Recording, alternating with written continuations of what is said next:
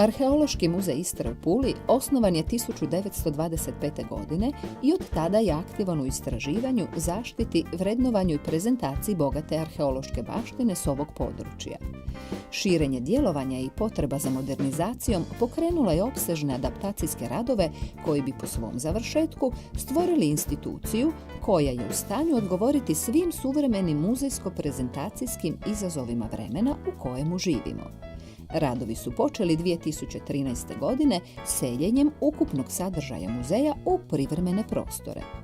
Pakiranje i preseljenje manjih pokretnih arheoloških ulomaka ne predstavlja problem, jer se izvodi po unaprijed znanim pravilima konzervatorske struke. No veliki i teški izložci kojima muzej obiluje zahtijevaju stručnu tehničku pomoć licencirane tvrtke za izvođenje građevinskih radova na zaštićenim spomenicima kulture. Za te potrebe muzej je angažirao građevinsku tvrtku Kapitel iz Žminja.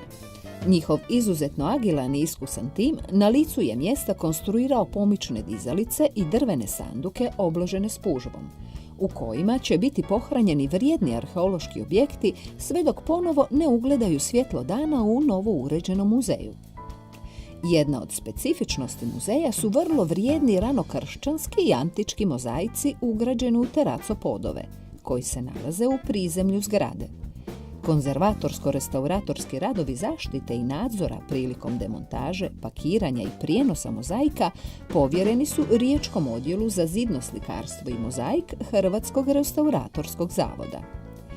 Konzervatorsko-restauratorski radovi započeli su dokumentiranjem postojećeg stanja te izradom plana rezanja i odvajanja fragmenata mozaika. Nakon toga, vrlo precizno su zarezani spojevi fragmenata te je uklonjena površinska nečistoća pranjem blagim deterdžentom. Na suhu površinu mozaika zatim je zalijepljeno više slojeva gaze i jute koji čine zaštitni sloj od mehaničkih oštećenja prilikom radova demontaže. Ljepilo je neagresivno i lako se uklanja toplom vodom. Ovim postupkom završena je prva faza konzervacije, te se moglo krenuti sa grubim radovima uklanjanja teracopoda na udaljenosti od oko 30 cm od ruba mozaika.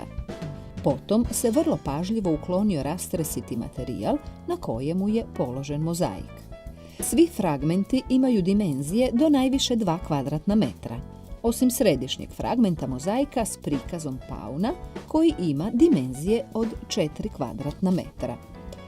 Demontaža ovog mozaika bila je zahtjevnija, jer osim velikih dimenzija, zajedno s armirano-betonskom podlogom teži više od 1 tone. Zbog toga je montirana privremena skela, koja je olakšala dizanje i pakiranje središnjeg fragmenta na licu mjesta. Dizanje i prijenos mozaika izveden je vrlo oprezno kako bi se izbjegla neželjena oštećenja i pucanje podloge. Prilikom čišćenja i pregleda stanja poleđine podnica fragmenata pronađeno je nekoliko natpisa i starih i inventarnih brojeva. Za sve fragmente su nakon vađenja iz podova izrađivani drveni sanduci po mjeri, a mozaici su nakon polaganja u sanduke dodatno zaštićeni omatanjem u spužvu. Nakon završetka pakiranja, sanduci su označeni i preneseni uz pomoć pokretne dizalice i kamiona do privremenog skladišta. Za pohranu i skladištenje svog inventara, Arheološki muzej Istre koristi jednu od mnogobrojnih utvrda izgrađenih u drugoj polovici 19. stoljeća u okolici centra grada Pule. Fort Bourguignon je jedna od bolje očuvanih utvrda u koju muzej ulaže značajne napore u pogledu zaštite, obnove i revitalizacije. Nakon obnove muzeja, namjera je od ovog reprezentativnog objekta stvoriti mjesto koje će moći ugostiti razne muzejske aktivnosti, poput okupljanja, radionica i izložbi, prezentirajući tako širokoj javnosti bogatu istarsku kulturnu baštinu.